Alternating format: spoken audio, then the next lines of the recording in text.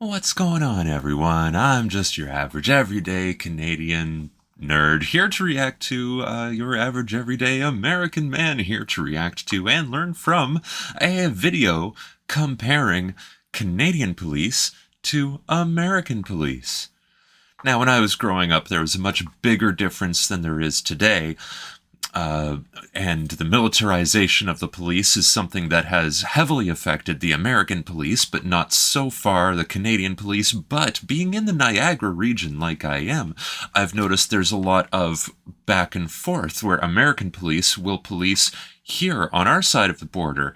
And I understand there has been the other way as well. Now, one difference or similarity that I'd like to point out before this video begins is that we have different levels of police, right? So in the United States, you've got the local police, you've got the state police, and then there's federal police as well, like the Bureau of Investigation or FBI.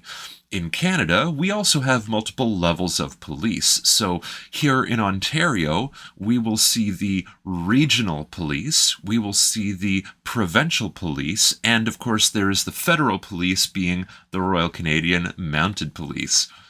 Well, that's just the introduction I want to get out of the way. I haven't watched this video, so I don't know what it's actually going to be like, but hey, let's get this picture out of the way, and we'll get the video underway. What's going on, everyone? I'm just a typical, average American here today to react and learn about American police versus Canadian police. And I don't mean a battle to the death. I mean American police compared to Canadian police. All right, so let's consider a battle between American police and Canadian police. All right, so if we're going with their current outfit, then American police are more likely to win because they have the militarized equipment. But if we level the playing field with equipment, I believe that the Canadian police would prevail because, well, hey, we've got the best snipers in the world, don't we? Which is a comparison I'm actually quite fascinated to hear about. You know, when Americans think about Canadian police, I think it's pretty well known that we think Mounties. Of Canadian Mounties, which, to my understanding, is not representative of the average police force in Canada. Which harkens back to what I mentioned before starting his video, where we have the 3 levels of police services. The Mounties are a special unit, a special police force. Not unlike the FBI. That are mounted by definition. In that case, they are different from the FBI. And they serve like a very specific purpose, if I understand correctly. And there's probably a regular Canadian police force that can be compared to America's. Well, here in Ontario, we have the OPP, also known as the Ontario Provincial Police. But we've also got, here in the Niagara region, the Niagara Regional Police. And that is what I am hoping to learn about in this video, or maybe the video can help clear this up for me. I don't know. Either way, I'm probably going to learn something that I didn't know, which is always a good thing. And so... Well, hey, here's one thing. Canadian police are really here to serve and protect. You know, they're not out to get me. And no one I know, no matter what color of their skin, has to worry about what the police are going to do to them here in Canada. So with that being said, let's take a look. In anywhere. But first, let's rewind the video. All right, so there are some people who worry about what the police will do to them, but that's mostly people who have an innate hatred of the police due to some experience in their past. For example, there was a drummer I used to play with who hated the police to the point where if one came near him, he would immediately become confrontational, which of course would lead to a bad result. And so that reinforced his negative opinion of the police. But from my experience, he brought that on himself. The USA has long been called the land of opportunity, but there are many people these days that will tell you the American dream has for a long time been less of a reality. Canada, on the other, is Wow, why are we getting so... What does this have to do with police or cops? But that is kind of true, what he said. Kind of disheartening, too. What a way to start it off. often Yeah, the American dream is still alive. I think it's on life support, though. depicted as an easier place to have an existence. It's a country with far less of a divide between the rich and poor, and you'll still find it on best quality of life lists somewhere in the top 10. At the same time, the USA makes headlines for such things as having worryingly high crime rates for a developed nation, incredibly high incarceration rates, and a healthcare system that might bankrupt its own citizens. Okay. So all that is accurate, and just going by the screen here, well, we're starting to see some of those problems creep into Canada, especially in the safe substance use areas. Well, there's a debate going on whether it is the crime that produces the poverty or if it is the poverty that produces the crime. And what we've learned from El Salvador's recent history, okay, so they had a huge crime rate, gangs, kidnappings, all sorts of things, driving up the cost of living because of all the thefts. Well, new government leadership stepped in. They began cracking down on the gangs. There is now an El Salvadorian prison that is just packed with gang members, and they've cleaned up the streets. The laws changed, which cleaned up the crime, which has led to greater financial prosperity. So in this debate, whether crime creates poverty or poverty creates crime, we are learning legislation creates crime, which drives poverty, which means legislation can fix the issue of poverty if it fixes the issue of crime. And in the United States, with the defund the police action that's happened over the past many years, we have seen an uptick in crime because of the change in policy. And the crime rate is driving poverty. As people steal, prices must go up to recoup the losses from the lost merchandise. And it's a terrible cycle. And we'll see in the coming years how that gets cleaned up. But hey, that's a bit of a tangent. Let's get back into it. Shouldn't be laughing at this stuff, but I didn't think I was going to be reminded about all the horrors of the United States in the first 30 seconds of this video. Oh, jeez.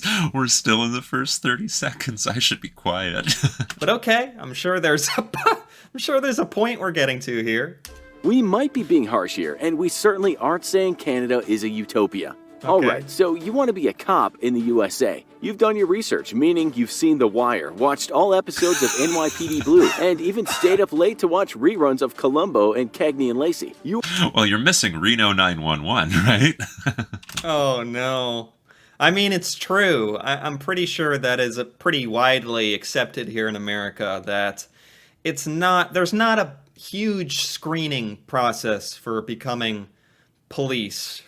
Right. It's said that a lot of the American police end up there because they weren't permitted to enter the military and they still wanted to shoot someone. For becoming an American cop, it's probably too easy. I'm not familiar at all with the details of the tests you have to pass, the examinations to become a member of the American police. But as far as the public sentiment about it, I can speak to.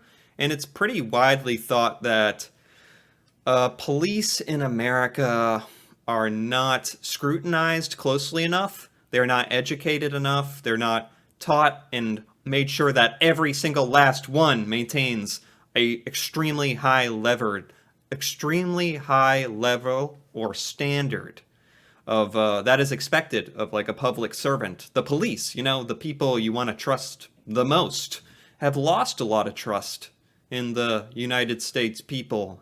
I think that has a lot to do with the for-profit incentive that is penetrating throughout all of American society. Police centers are profit-based industries, which means that you cut costs wherever possible. Cut the cost on training, and you get poorly trained officers. as of late.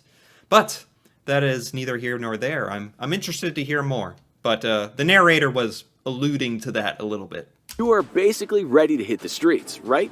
Well, we should tell you a few things about what you need to do to become a police officer in America. The good news is that you don't have to be a genius to land the job. Well, that's the problem. Yeah, is that good news? It's a good thing you don't have to be a genius, but it's also, I would like geniuses to be our cops. That would be good. Become a police officer in America. The good news is that you don't have to be a genius to land the job. It's open to most people, so long as you have some brain power and didn't spend your teens doing hits for the Mexican Mafia.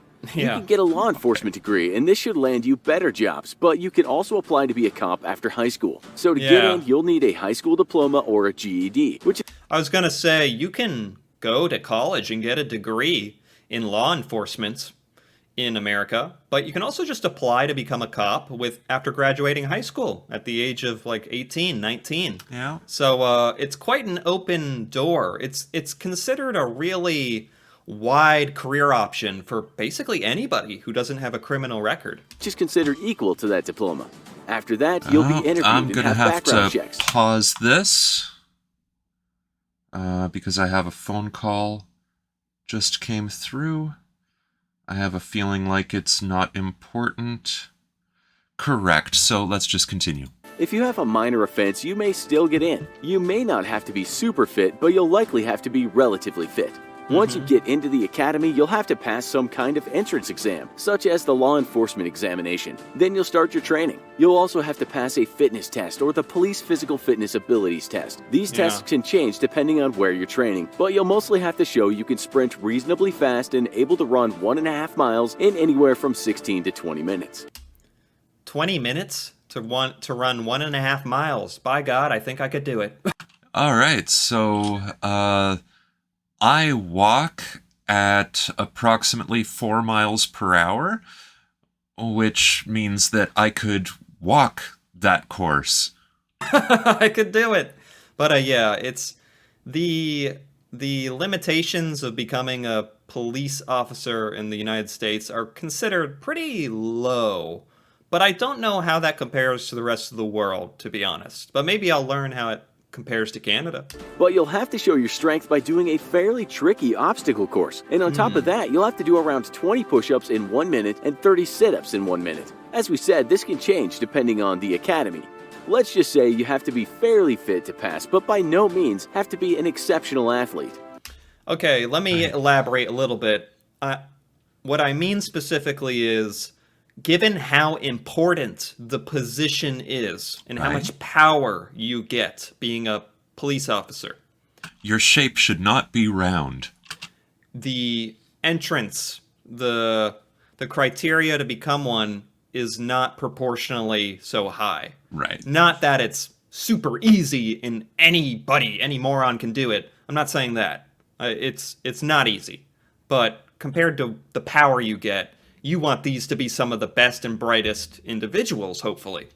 Well, unfortunately, the best and the brightest go into the military in the United States, right? I mean, if they're going to go into any sort of firearm enforcement agency at all. Otherwise, they might go to college or university. Training will last around 30 weeks, and even after you've passed, you'll be put on probation for up to 18 months at the department where you'll be working.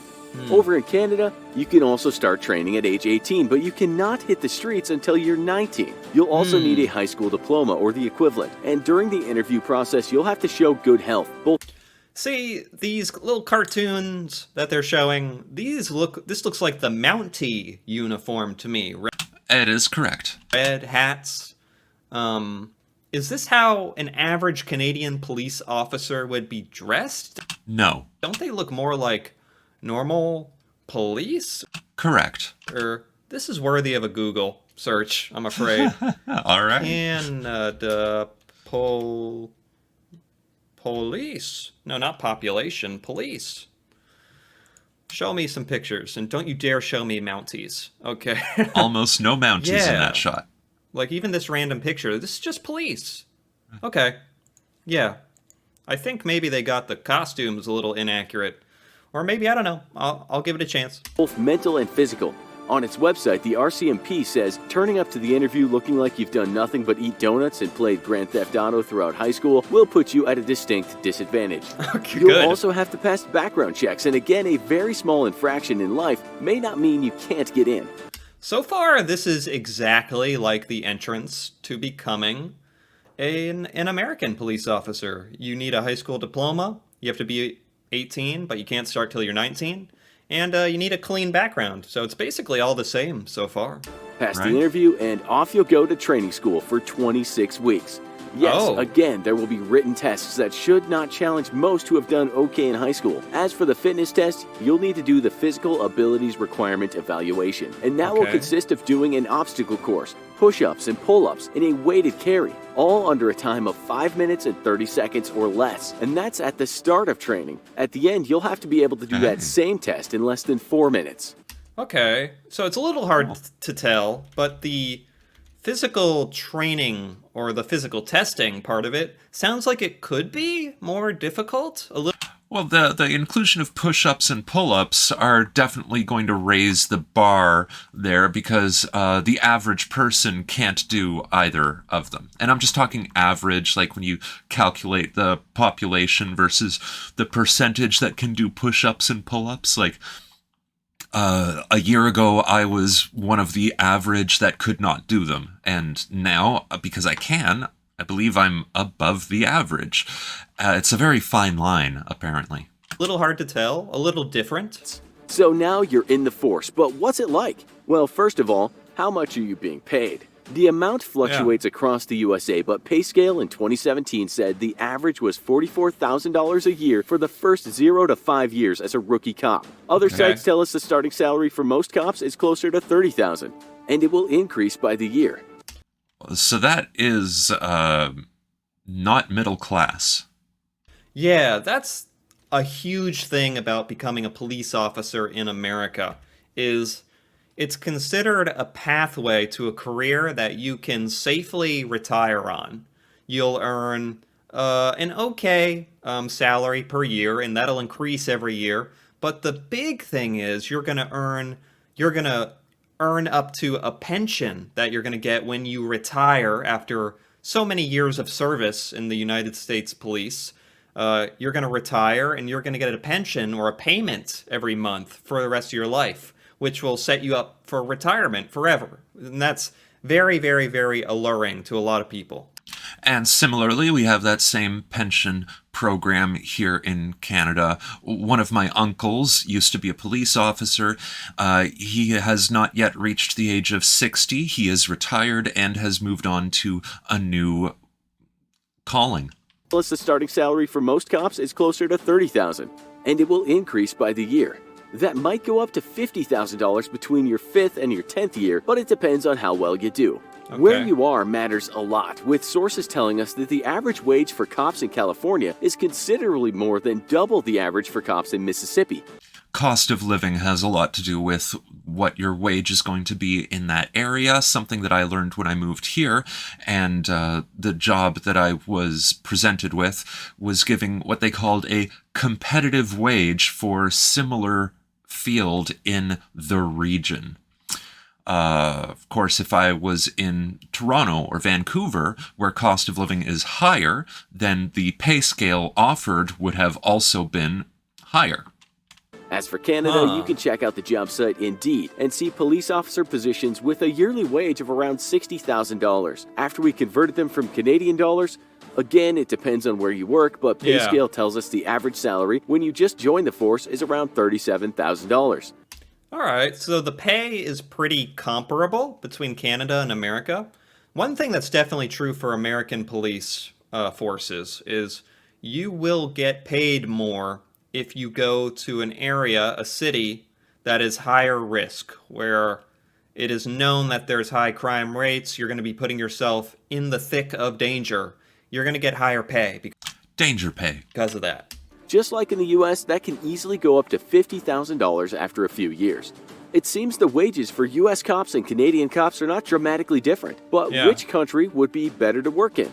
We're told that a big difference in policing is the fact that Canada has a federal criminal code, while in the US things change from state to state. This means in Canada, training and procedures are the same all over, which can make... Yeah.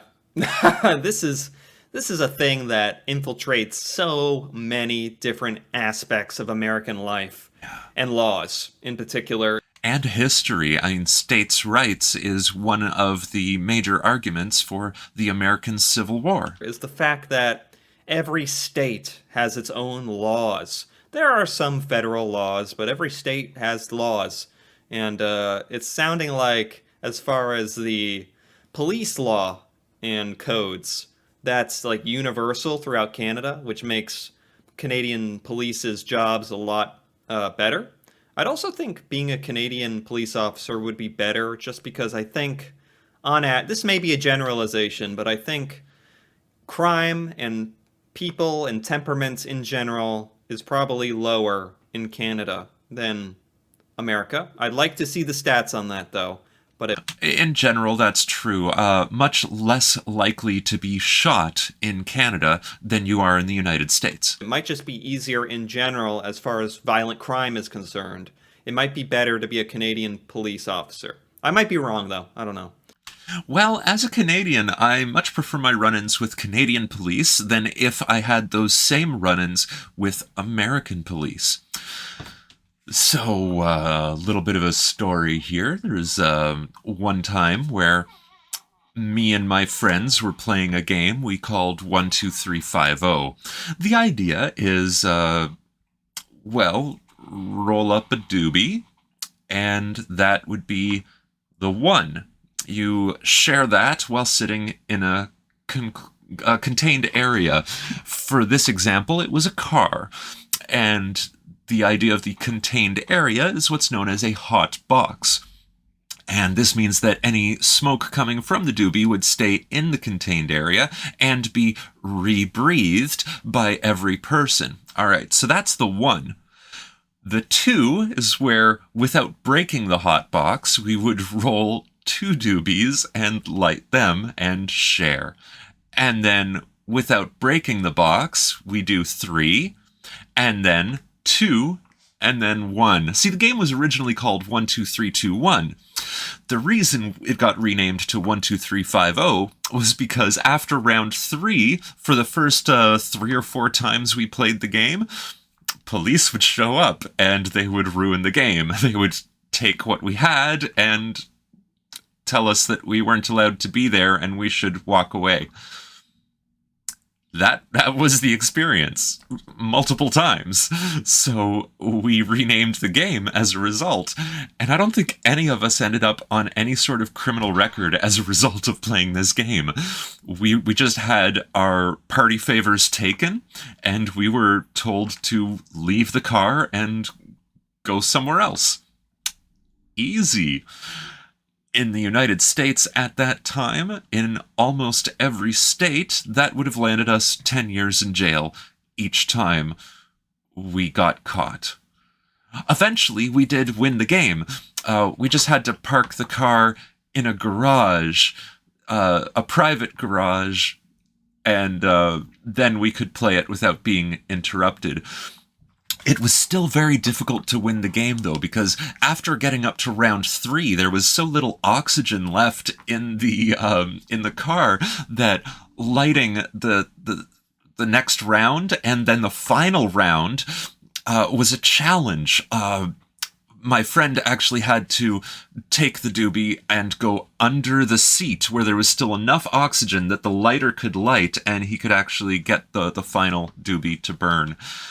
But that's a silly challenge from people who used to play silly games, like see how much marijuana we can smoke in a night. And I do not recommend doing this at home. Well, that was a story. Moving on. But yeah. Life easier. One website tells us that in Canada, the money for police force comes from taxes, while in the US, part of the money comes from the tickets people have to pay. That website tells us that this has led to a stricter kind of policing in the US, as the force needs to make money. We're told in Canada they call it a police service, while in the US it's called a police force. A police what? Oh my gosh, that's all you got to hear, right? Police in Canada, it's a police service. That's what they're called. Is that true? That says it all right there. It's a service. It's a public service. Whereas in America, they literally make some of their money by writing traffic tickets. That would probably cause a conflict of interest, I would think. All right, so the OPP also have quotas that they have to meet for tickets being written, but that's mostly to make sure that they're doing their job and not just sitting there idling their day by waiting for something to happen.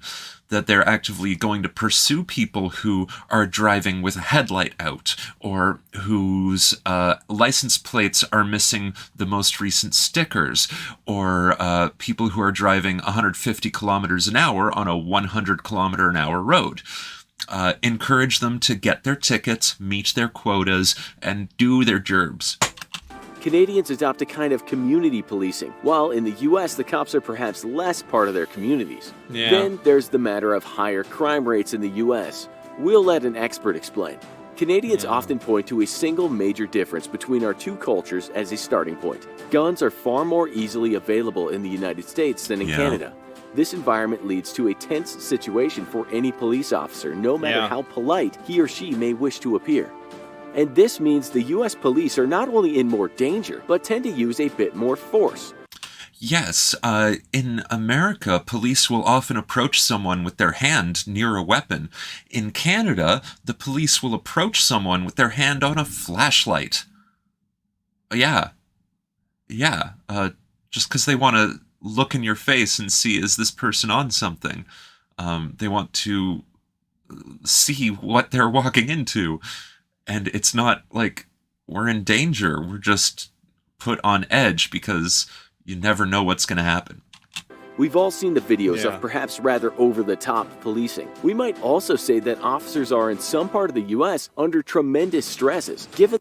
Yeah, this was obviously a humongous issue in America a year, 2 years ago. Things have kind of calmed down a lot since. It's not really a huge issue currently, really at all, compared to other things. But it was enormous not that long ago, and still is important. And police were pretty much put under... they were put under massive scrutiny for a long time, which led to a huge change in public opinion of American police, where they needed to just be better in general. But there's a lot of good cops, you know. That's a general statement. Anyway, so the narrator is correct here. Given the number of guns on the street, we're told that U.S. officers use lethal force about 6 times more than the average Canadian cop. The Washington Post told us that in 2015, U.S. police shot and killed close to 1,000 people, while in Canada that number on average was about 15 people a year. What? Close to 1,000. Wow. The Washington Post told us that in 2015, U.S. police shot and killed close to 1,000 people, while in Canada that number on average was about 15 people a year. That's all you got to hear right there, right? Is it a problem with the training? Or is it a problem with the community? Canada civilization versus American civilization? Probably a combination of factors.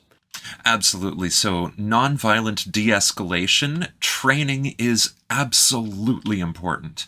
Also, a safer population, less likelihood of violence, and gun violence especially, huge difference. It's the difference between approaching someone with your hand on a weapon and approaching someone with your hand on a flashlight. Plain and simple. You can't make overgeneralizing sweeping statements, but this stat is pretty jarring to me. 1,000 killed by police interactions versus 15 in Canada. Yeah.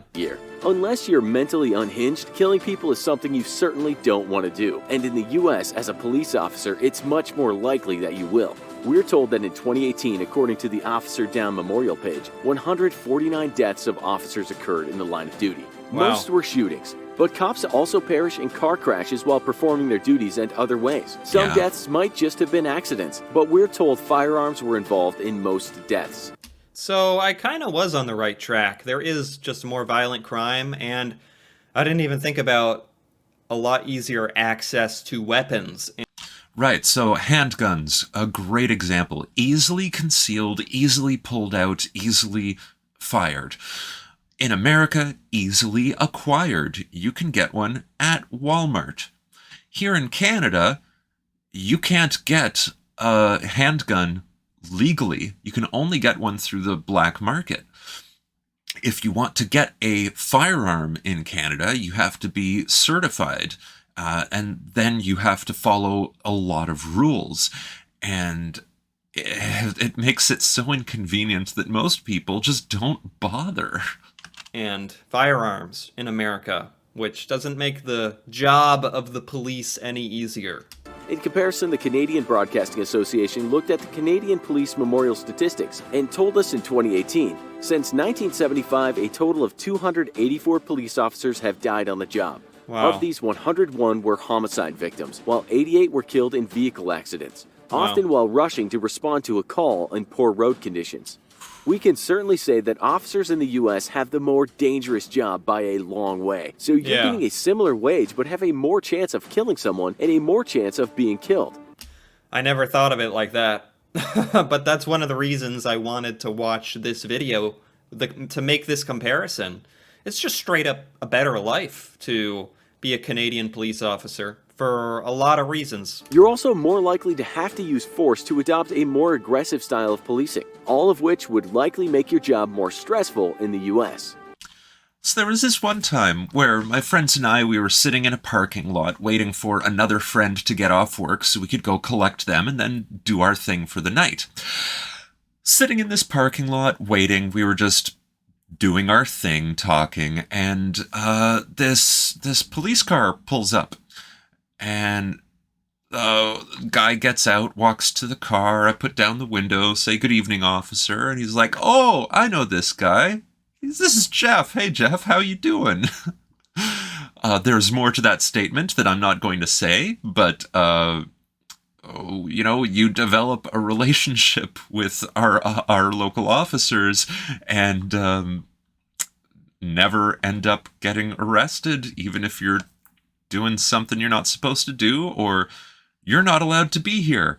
Okay, so we are going over to the Timmy's on that corner, and we're going to get a coffee before we continue our rounds. So, hey, Jeff, you stay out of our way, we'll stay out of yours. And I said, "Hey, thanks, officer, have a great night." He went that way, we went that way. It was a great night. That stress is killing officers in the U.S., we're told. One study cited by Men's Health said the number of officers that took their own lives in 2016 was way more than those who were shot. There's not enough conversation about mental health within police and fire departments, said the study. It depends on where you are, of course. A recent study by the Department of Justice, for instance, said that the suicide rate in the Chicago Police Department was 60% higher than the U.S. average. Wow. That's huge. Chicago. I'm sorry. One officer who worked for the Fresno Police... So, the life of American police officers literally killing officers by suicide and mental health issues just because of how horrible the job can be. And it really does depend on where in the United States you are, I think. It really depends. That will vastly determine how good or bad your personal policing experience is. Yeah, these police experiences that I've told stories about were in Ottawa. It's like one of our biggest cities. Department said that over his 35-year career, he counted 14 of his colleagues that took their own lives on the job. Apparently, getting the number of officers who do that after retiring is not easy to do. USA Today also reported in 2018 that more officers took their own lives, 148, than died in the line of duty. We can likely deduce that being a cop in the USA can be a very stressful job. In Canada in 2018, 9 officers... Why is this guy getting shot, like, over and over again? Like, I get it. Yeah, I'm trying to figure that out, too.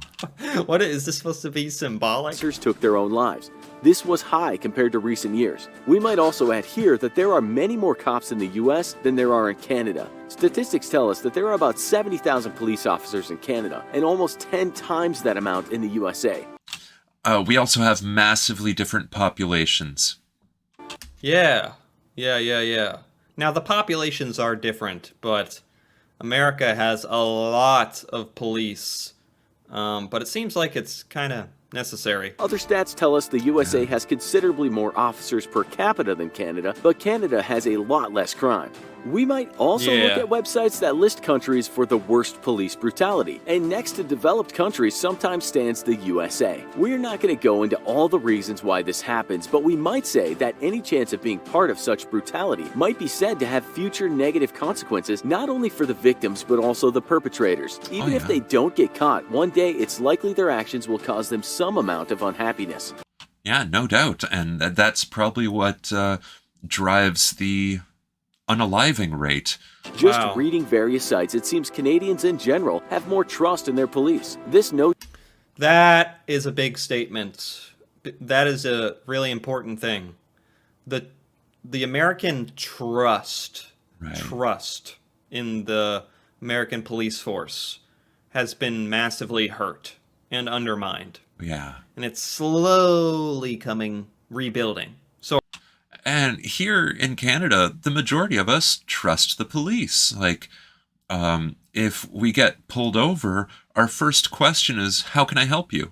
You know, if we walk by some police, we feel comfortable approaching them and talking.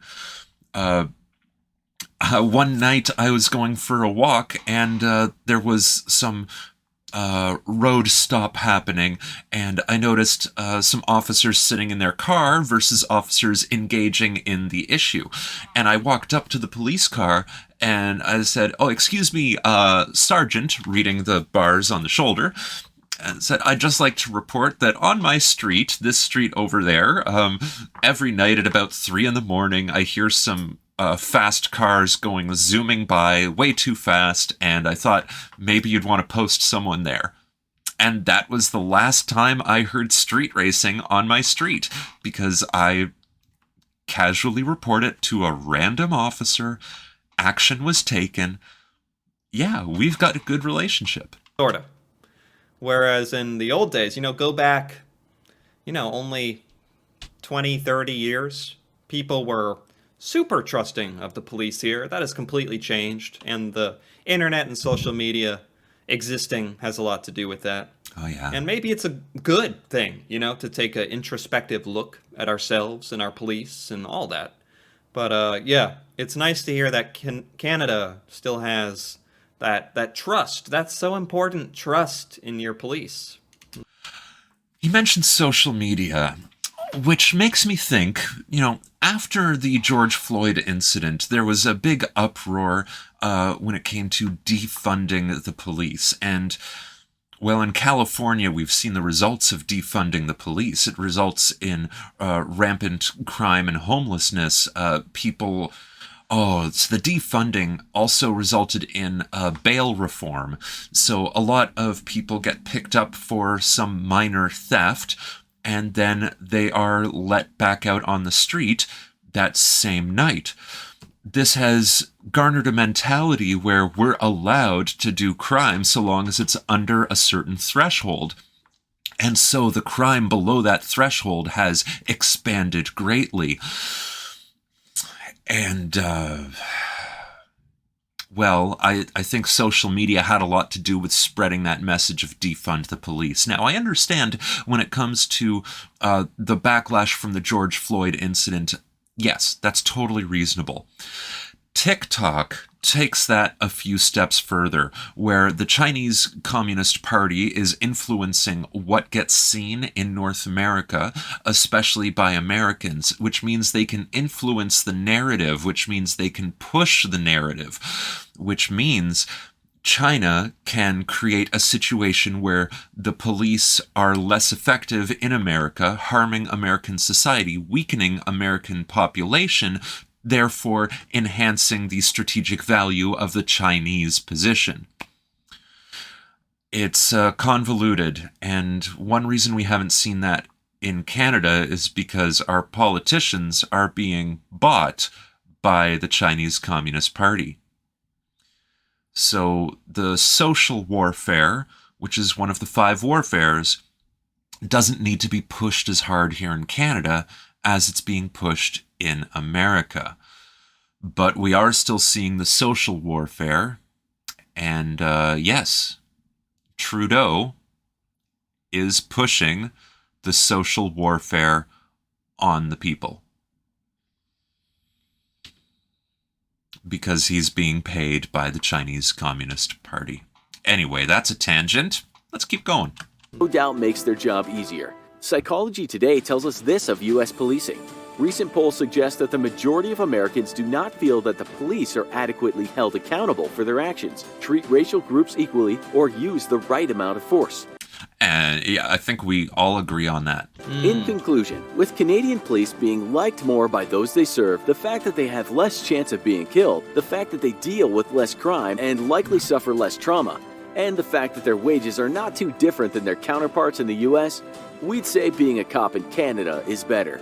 Yeah, I mean, it's gotten to the point where when a cop in America shows up to the scene, people are on edge and more willing and more primed and provoked to escalate the situation because they think the cop is there to escalate the situation, or they're going to handle it poorly or cause aggression or conflict. The police officer they believe will cause that, so it causes that in the people there at the scene, and it's just a self-fueling cycle. Which Absolutely, it is certainly an issue. Here, when we see the police show up, we look out the window to see what's going on. Why are they here? What's going to happen? And usually it's quiet.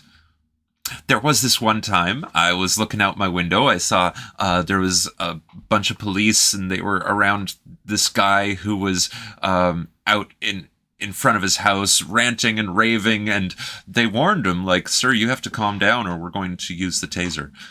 Sir, you're going to have to calm down." And after about a minute or two of this rational reaction from the police, one of them pulled out their taser and shocked the guy. And then they carried him away, and it was quiet from there. They gave him lots of chances to de-escalate the situation because they just wanted to talk. But some people, they escalate the situation themselves. which is very bad. Did you find this video interesting? Check out our other video where we compare American cops to Brit. I did find this interesting. I found it very interesting.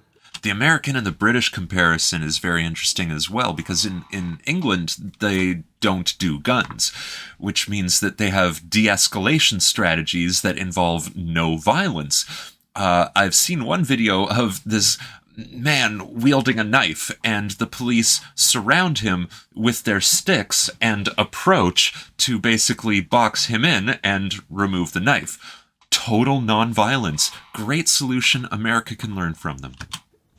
That was by the Infographics Show. I liked that. I liked that a lot.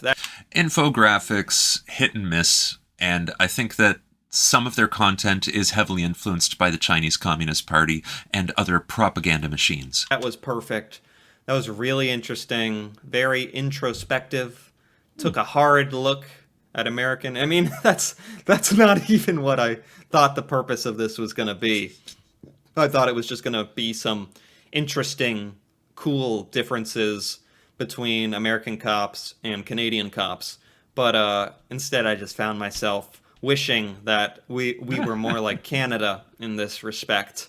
So, yeah, take that for what you will. It is what it is. Certainly a hot button issue in America, but for the purposes of this video here, I found it very interesting just learning about the Canadian police force. And actually, it's very similar in a lot of ways to America in the training, in the application process, the difficulty of becoming one, and how much you're paid.